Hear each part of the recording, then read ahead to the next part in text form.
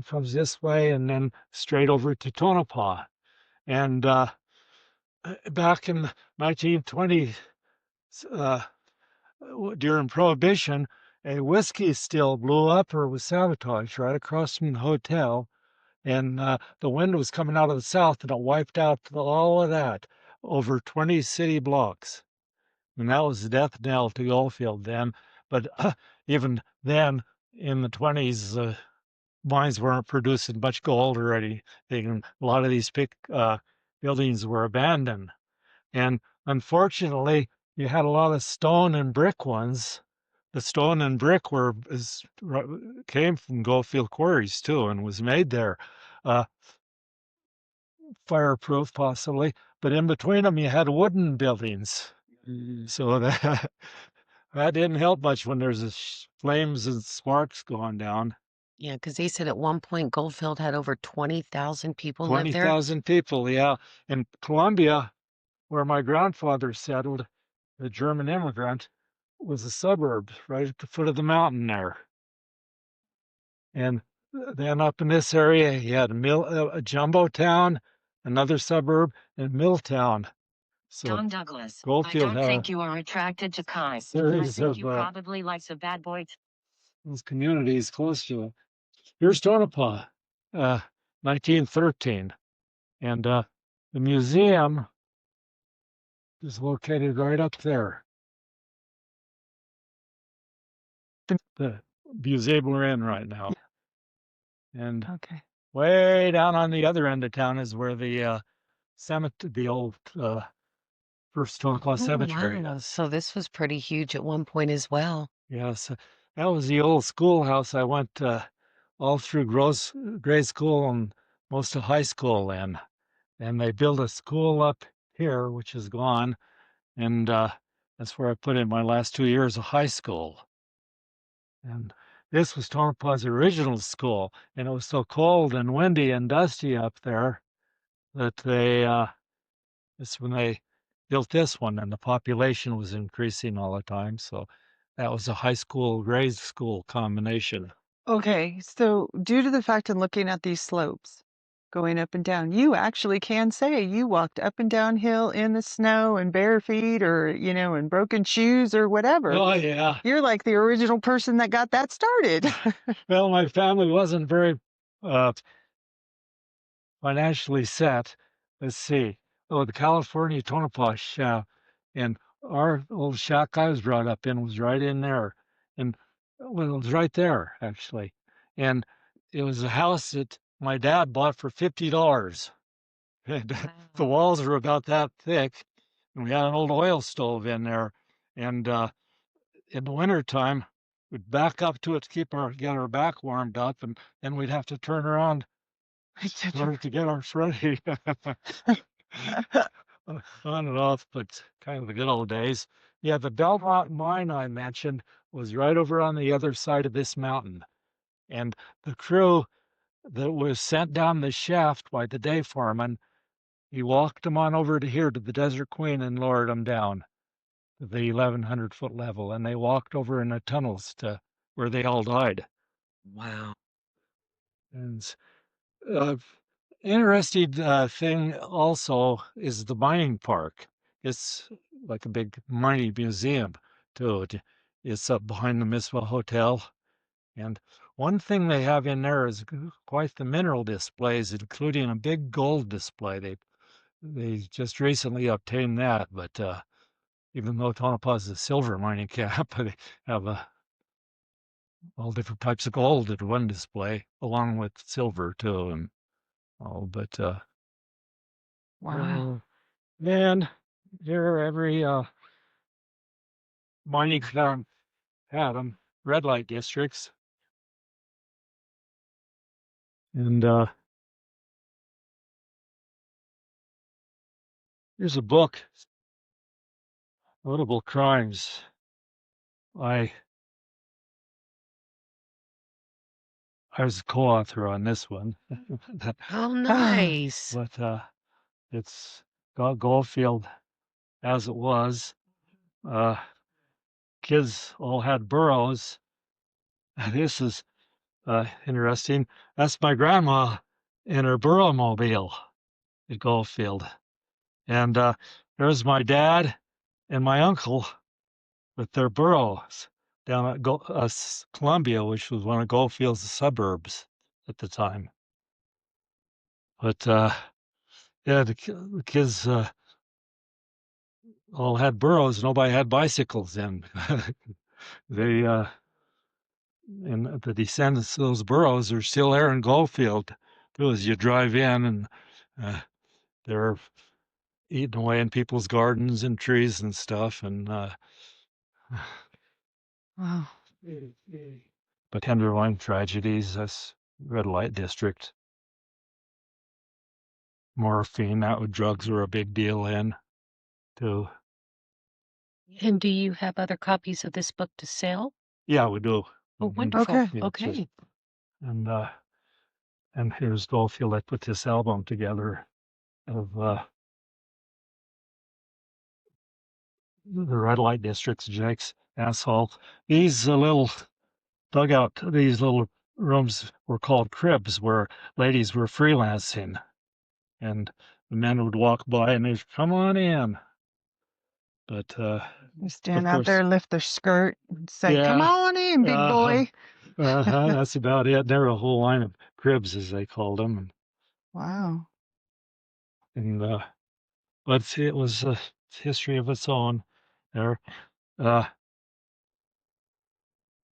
Red Mill. That was Red Mill. A fellow would go down to California, and I got the news articles on that, and he'd see these young women unemployed down there, say, "Oh, you can come up to Goldfield, Nevada, and get jobs up there, top pay too." And he'd get them up to Goldfield. He'd try to put them to work as prostitutes. He was And the they had original no money. pimp. Yeah. And they got him on that. And he went to jail. Yeah, that's like what we call nowadays human trafficking. That's what it was. Yeah. Wow. That's old Bobby that had the Bobby's Buckeye Bar. There she is sitting in the middle, and a couple of her employees. And in the late 50s or 60s, she bought a brand new Cadillac, and it was pink. Well, I took those photos Oh, her out there. wow. And then this was Beverly Harrell. She had the cottontail down past Goldfield. There she is. But when she got out of business there and all, her place became abandoned down at Lyda Junction just past Goldfield. I went in there, and the walls in one room is covered with this wallpaper. Oh, wow. So I had to peel some off the wall. And then later on, arson fire. Somebody lit on fire. Hmm. Well, that was good timing. Yeah. And geez, I couldn't resist that. No. Well, that's just a part of history. This came out of Texine's brothel. This dresser did too. And she was the one that down on, of all places, St. Patrick's Street, had her brothel. Can we open that door? Yeah, go ahead. Okay. So that's where they would store the wash station. Yeah. Well, that was a convenient, nice, neat place. Beautiful piece of work. Yeah, Texine, she was very well liked. Donations came on her place as well as Bobby's. In Texine, she bought school buses and all kinds of stuff. And Texine, because she came from Texas, and down at Trump, it got so the different brothel owners started feuding with each other. So one thing I didn't see when I'm doing my history, because it does show, I haven't ran across it yet, but they always talk about the ladies of the night and what they do for the community. But was it really known as illegal? They just accepted it. It was just acceptable. In Tonopah, the first red light district was off of Corona Avenue, which is on the other end of town, up on the right-hand side going down. And they had the jail built, Tonopah's first jail built right there. But they had the gals freelancing all up and down the street. That's kind of convenient. The brothel red light district right Jail. right next to the jail. Yeah. They just walk the guys that are unruly right on down. Yeah. Yeah. And one Oh. fellow that I talked to, he passed away, but he was a young man then. His dad used to deliver water on Water Street up there. They hauled in water from about 15 miles out. And he said he'd be sitting on the wagon that his dad would haul the barrels of water in on. And they'd have a little bucket out in front for his dad to fill with the water. And he said he could see them through the door, and all he could see in there was a old potbelly stove and a bed. Wow. Tough going. I've read some of the, I wrote this up on different tales from the crib, as I called it. This was an exhibit up at the School of Mines, a museum up in Reno. They used to have one of these on exhibit. And the apex law was, if I had a gold mine up on the side of the mountain there, and you had one down here, and I went down and hit a vein of gold or silver, I could follow it right underneath your mining claims. And there was so much litigation on that, they finally did away with it. But this was an exhibit during the court cases when they were doing away with the apex law. Oh. And George Wingfield and his partner, Senator Nixon, way back, knew about that apex law, and they located their first claims up on the higher places, hills and all. So if their shafts they put down were hit a vein, and they could follow it under the adjoining mining company's property line. And still their gold. Yeah, uh-huh. Wow. And there was so much litigation over that, they did away with it. The apex God. law. Wow. And, minerals, we have minerals in that under display, but prohibition, of course, nationwide, people were out bootlegging, and those are pictures of the Prohi agents that raided a whiskey still up by Manhattan, Nevada. And The original moonshiners. Wow. Look at those numbers. Look at those stones. And they were made out of copper, I betcha. Oh yeah, tin. That would be pretty tin? deadly. Yeah. Wow. Wow. Confiscated. And the amazing thing about it too is this whiskey still looks like it came out of one of those pictures. Was donated to us by a lady up at Manhattan, where her father many years ago. It was his whiskey still. He looks like one of those in the pictures. Right. Wow. So her family was still doing it. Yeah. Uh-huh. Well, anyway, yeah, when she was a kid, she donated that. Man, she's long gone. Oh, She said okay. when she was a kid that she knew her dad was out bootlegging. Yeah. Wow. And what's that a picture of? The Belmont Courthouse. Belmont was the second county seat for Nye County, which we're in now. Ione was the first county seat in the 1800s, and then they moved it to Belmont, which up until about the early 1900s, they moved it to Tonopah, 1906 or so. And There's a newer courthouse out there now. yeah, and then this is restoration. The residents out there really put a lot into that and all. So now it's got windows in it, new roof and everything. It's just like it was back in the boom days when it was a county seat. But the mines ran out of ore out there, running out, and the population dwindled way down, so they moved the county seat to Tonopah. And the initial courthouse in Tonopah is on a hill right on down Main Street. You see up on kind of a hill, a big 2-3 story building with the kind of a pointy roof. That was Tonopah's courthouse up until 20 some years ago or more. And they moved it down below Tonopah. in what's known as the Anaconda subdivision. Because Anaconda, when When they opened took the, over the mines, yeah, when they took over Anaconda. the mines, they built a subdivision down there. Ooh. So to get the courthouse here, you have to drive down through into Esmeralda County, which is a county line right below town, and then go around and back into Nye County to the courthouse. And on this end of town, up on top of the summit, is the county line. Tonopah is kind of like a little peninsula going into Esmeralda County. It's somehow or other back when they formed the county turned out that way on the maps. Hmm. Ooh, it's pretty cool.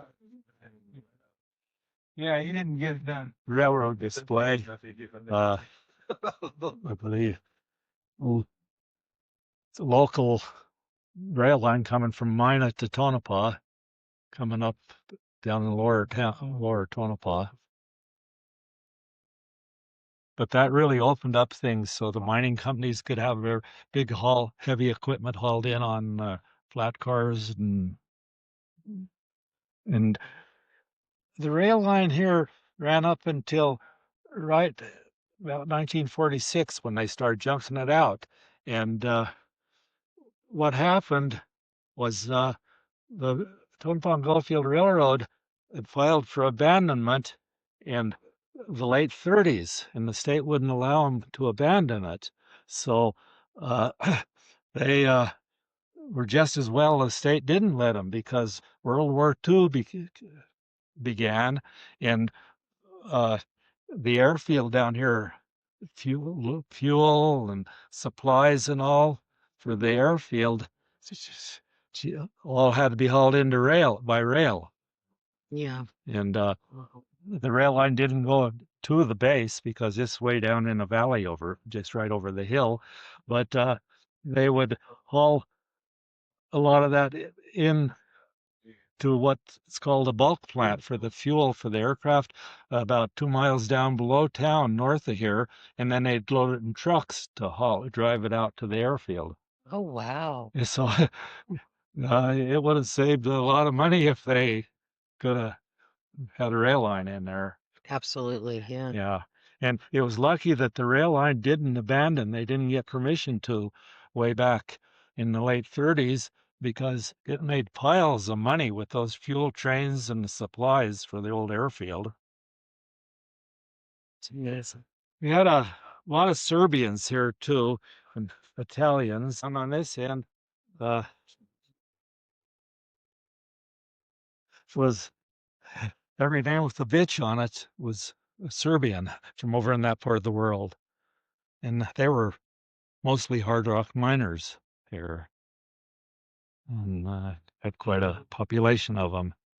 Even up until 40 years ago, there was still a lot of witches here. And I showed you the Chinese graves down there. Well, there's opium pipes and different things from the Chinatown. Wow. It's here, and the rebellion came up against the opium dens. Look at the shoulder yoke. That's really cool. Yeah, and this is just stuff that we picked up and others had picked up out. And they had one area that was an old Chinatown, and a lot of these old opium bottles and stuff were picked up. So we had done a little bit of research and on Mina, and they talked about the one Chinese murder of the young woman, but we could never find what her name was. Were you able to, and have you done No, any research on it? And then it basically they say it started that Chinese Tonga War. no, type of I thing. wasn't, and that's something that my brothers and I actually tried to find.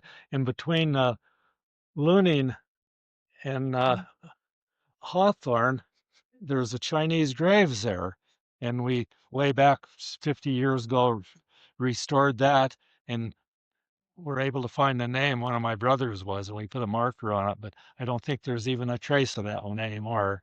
Oh, But it was from a Chinese population up in that yeah, that area. was really sad when we read that about her being abducted and murdered, and Yeah. But I've read that story once, and Yeah. it's kind of had me puzzled, And I, many years ago, Washed. worked with a fellow that was born and raised in Tonopah, and he remembers when he was a little kid up in some of the streets here in Tonopah where the Chinese had their different businesses. You'd see the Chinese going up and down the street with the yoke on them, with things hanging a basket on each side. So they brought their old tradition with them. You notice that's not a very big neck hole either. No, Very small. yeah. Small Chinese. Yeah. yeah. Oh, Well, a lot of people were small back then. yeah. Oh, yeah. Yeah. Well, Charlie Stewart,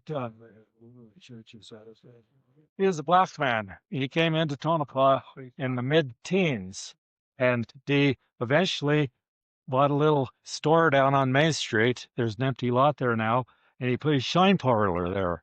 And he had, I think, about three generations of kids. Us kids were brought up down there. He had pinball machines in the back and a card table and all.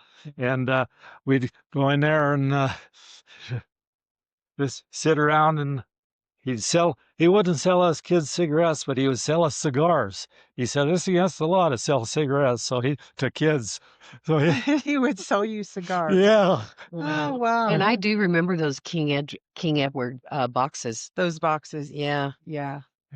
And so me as a kid, probably I feel sorry what I put my parents through, but I'd be smoking cigars instead of cigarettes. Other kids sitting around in there. Oh my God. And his shoe shine part stand was still there, but he's buried down at the present day graveyard in Tonopah now. And as a pallbearer at his funeral, and his sister from Baltimore even came out all the way out for his. That's where he initially came from. Oh, wow. This was his back bar down at the store. And I catch it. Yeah, good point. Okay, well, this was originally from Goldfield, the telephone office there.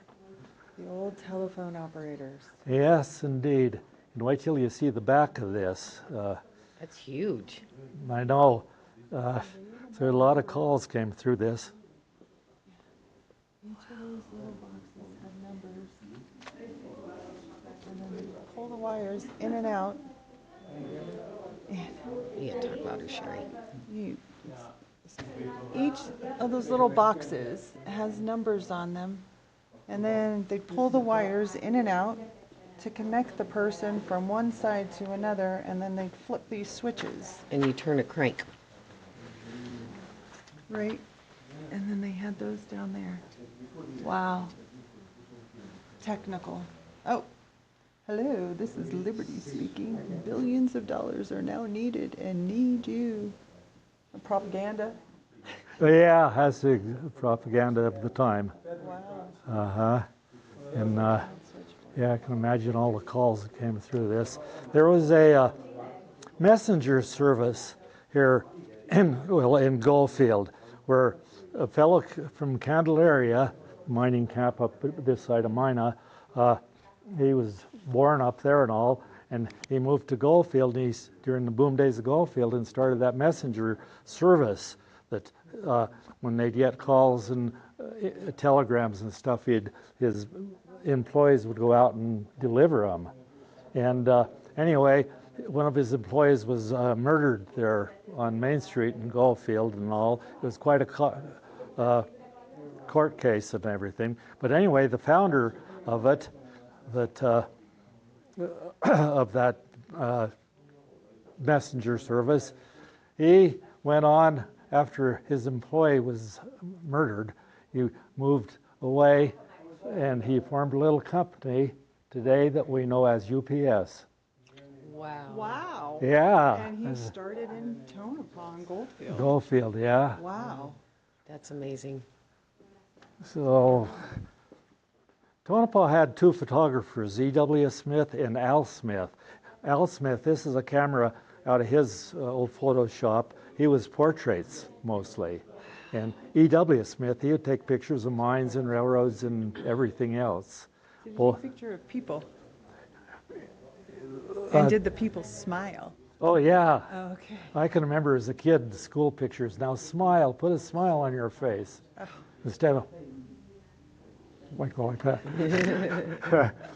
This is our horny chair. It just came out of an old fellow's house here in Goldfield. Kind of, I don't think I'd want that in my house. It's ingenious. Yes. Here's William F. Logan. He came from California, settled in Goldfield, and went to work at the Hippodrome Theater as a violin player. And he, as the Goldfield started to slide downhill because people moving out and the mines not producing all, he went to work as a apprentice at the Wanacott and Hall mortuary here. And then he wound up owning it. And he was the undertaker here for, oh gosh, up into the 60s. But that's how he started out as a violin player in Goldfield in the Hippodrome Theater.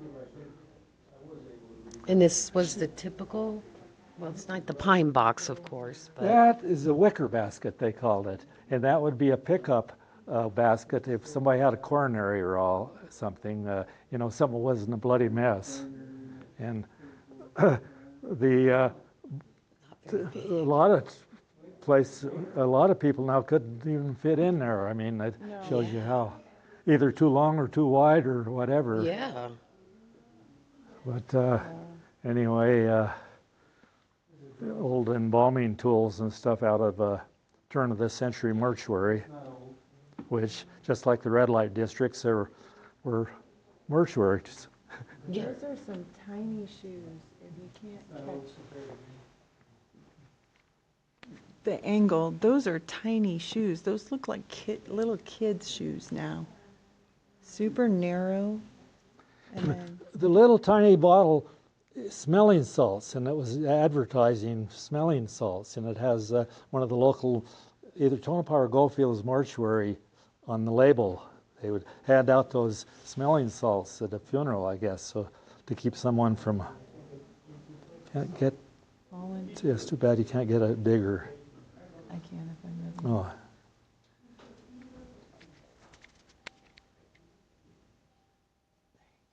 Wow. So that was the handout when you'd go to a funeral, handed you. Oh, wow. So you don't pass out in grief. Yeah. And here, hardware store donated this to us. It was in their back room. It's a dishwasher. You'd put the dishes in there in the soap, and pump that handle back and forth. The modern dishwasher. Made by Whirlpool at that. Yeah. Wow. Sanitary. Trying to not get, yeah. Sanitary patent. Dishwasher. Hershey Sexton manufacturer. Philadelphia, San Francisco. 1914. July 28th was patent. Wow. Wow, that's amazing. And here's, I can remember when I was little in school, we had the little books, reading books that, this one must have been for students with bad vision. Dick and Jane books. Funny, Spot ran in the leaf pile, or different goofy things for us little kids. Yes. Oh, the apple doll. The crab apple doll. Oh, it is. Yeah. Look at the skates, too. Roller and ice. Wow.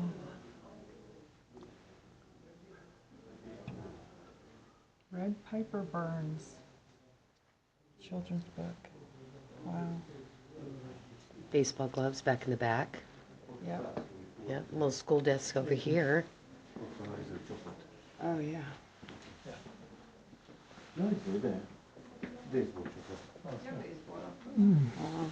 Wow. And that was, just different school stuff. Now, the desks had the windmill, or inkwell, I should say, inkwell. The desk had it if a young lady with long braids in the back was there.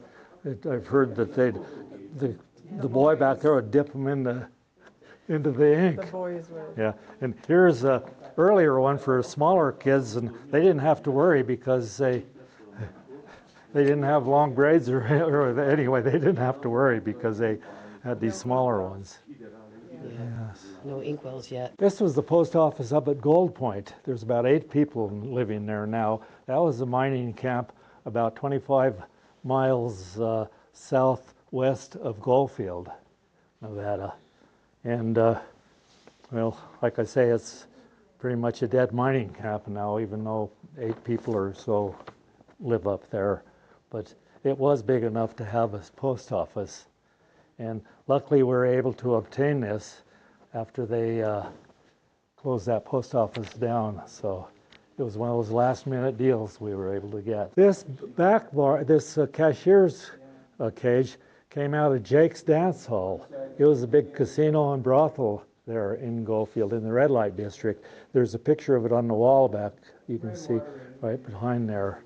And it came in 3 sections, and a fellow hauled it down to Vegas from Goldfield, way back many, many years ago, when Jake's Dance Hall was still there and long gone.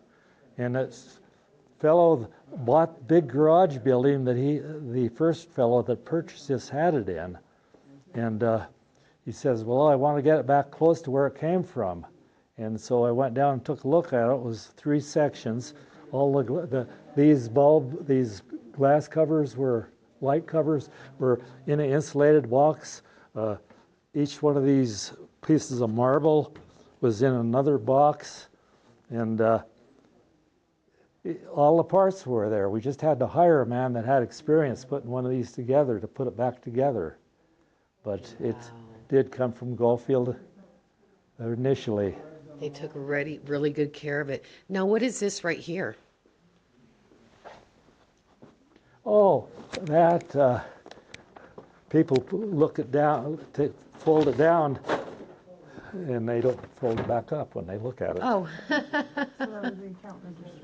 Oh, okay. And, we have the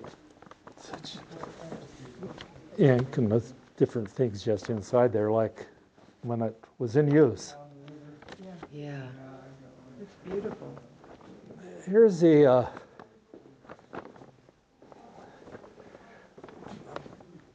this isn't very pleasant. In 1950s, the atomic bombs. I recently stopped at the Nuclear Museum in Las Vegas, and I said to the lady in there, I said, yeah, I'm from up in Central Nevada, and we used to get a lot of that fallout, and people and animals were suffering from it. And she says, oh no, that radiation didn't get out of the boundary of the Nevada test site. To heck it didn't. Yeah, there's a lot of wind in Nevada. And here, later years, AEC admits an error in fallout figures. Wow. Finally cleaned it. Yes, and here's a history book. I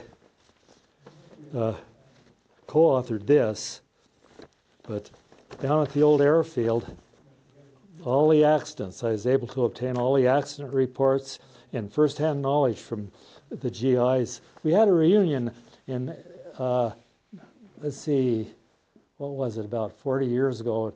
A lot of those vets came up. We had a reunion for the old base personnel and the pilots and stuff that trained down there. And geez, I obtained a lot of good information from them. But since then, thanks to the Freedom of Information Act, I was able to obtain copies of all the accident reports down at the field. Wow. And then Interesting. here's another one. I co-authored this too, but this actual history of the Tonopah Army Airfield. You get the, here's the front cover. And these are available for sale at this museum. And this is just stuff from different crash sites. All those crashes, I came up with just near the airfield, the names of 120 young men, not much older than teenagers, most of them, that died in training accidents down here.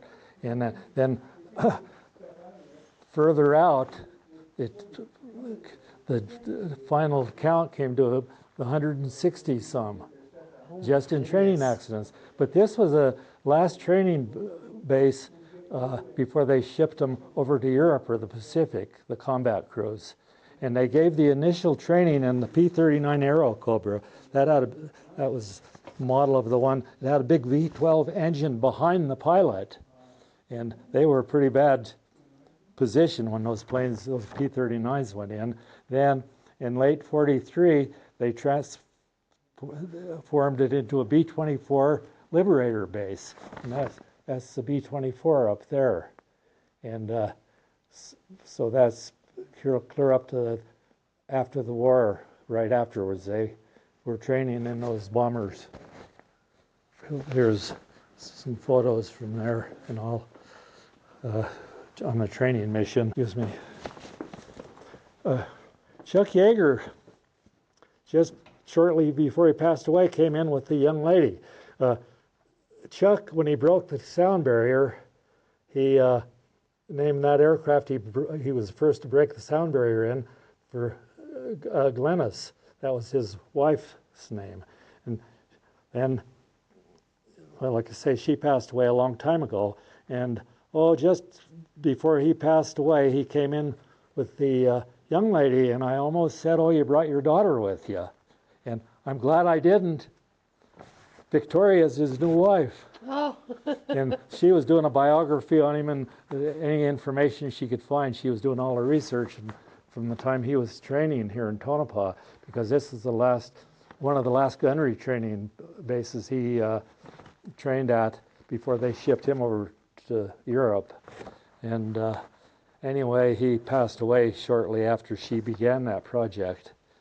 And but I did learn, don't say he brought his daughter. Yeah, especially, never know nowadays. There's Chuck's shipping orders to Tonopah for training his squadron.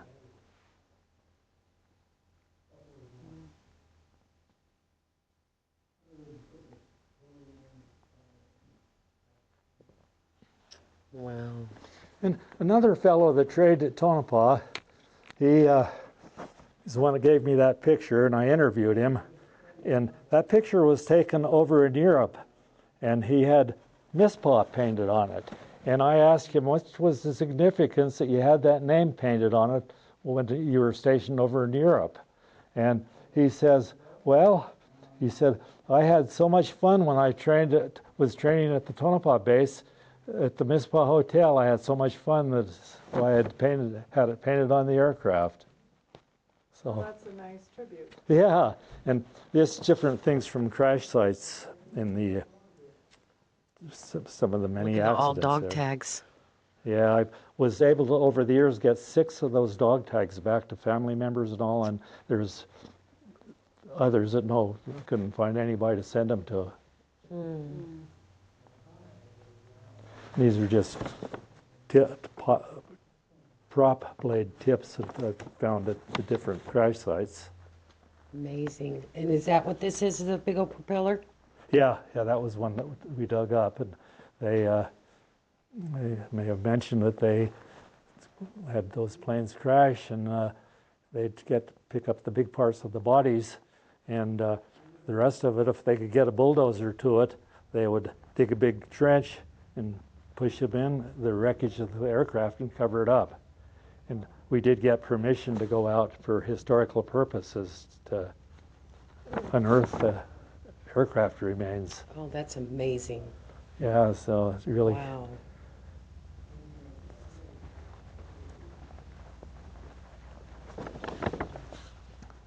Well, I want to show you our Jeep. Okay. All right. Sherry, this is a washer and a dryer right here behind you.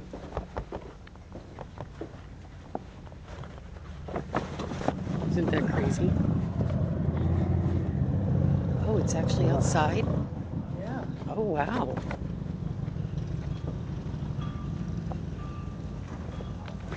And we'll just All the old timbers.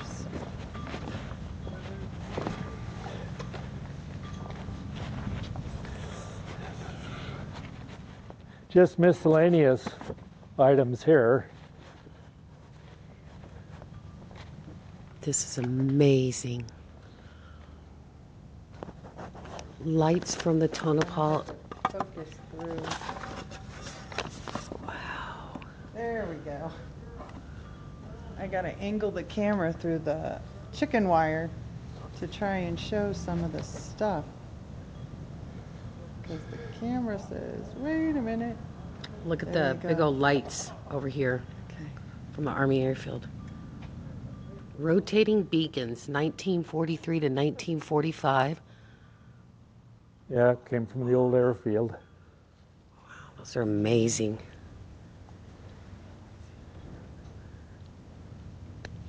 Oops. There we go. A lot of people has had mining claims and with old equipments and stuff. They say, well, go up and take it, it's yours. And luckily we had access to heavy equipment to go and load up a lot of this stuff. This was a bombed target spotting tower down at the Tonopah test site when Sandia Corporation got the contract to be the major contractor down there. I think they still have a contract. They're all unemployed now, though, because of what's going on. But they have these set around on the old dry lake beds to see how close the bombs were hitting, the training practice bombs are hitting close to the target. And then they document it, and then the bombardiers could learn, oh, I dropped it too soon or too late. We have one of our employees sitting here. It's a guardhouse. Yeah, well, I'll tell you where that guardhouse was.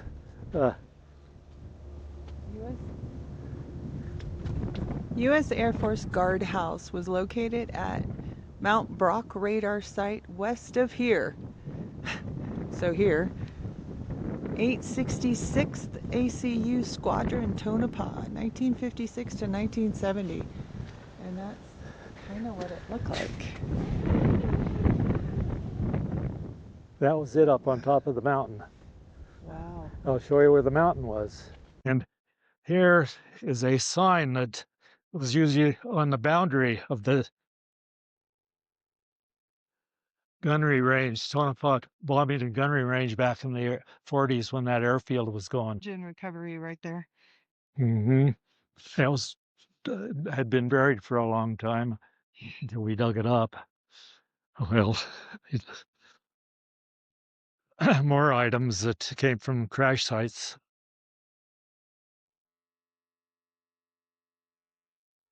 That was the wreckage of a P-39 Aerocobra, which the Air Base was training those pilots before they transformed it to a B-24 bomber base. Just a lot of debris from the different crash sites. Okay, onward to the Jeep. These were trainees at the Link Trainer base buildings down at the airfield, where they'd train the navigators and the pilots to fly by the stars.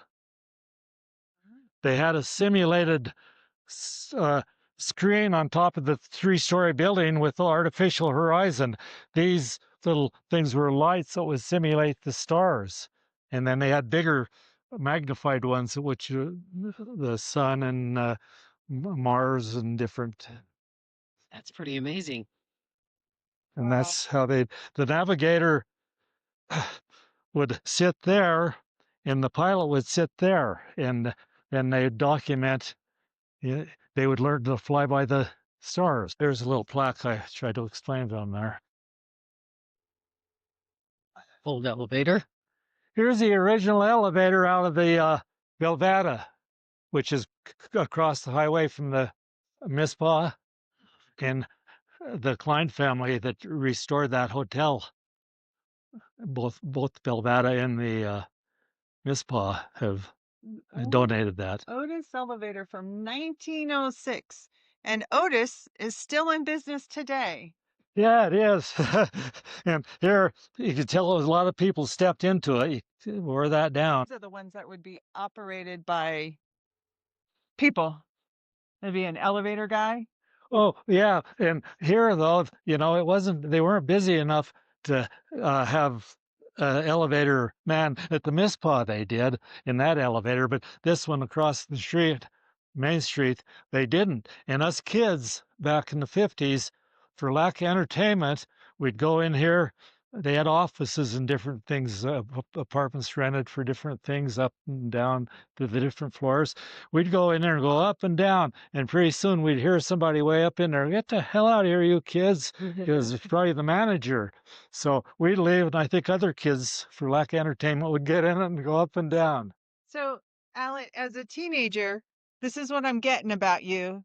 You smoked cigars and you played in elevators and you rode burros. And not so much rode burros, except the one we tried to. It was in town. But the one thing we did, and our dad told us, my two brothers and I'm the youngest of three, and he said, "Keep the heck out of those mines. They'll kill you." So we had to go up to the mines then after being told not to.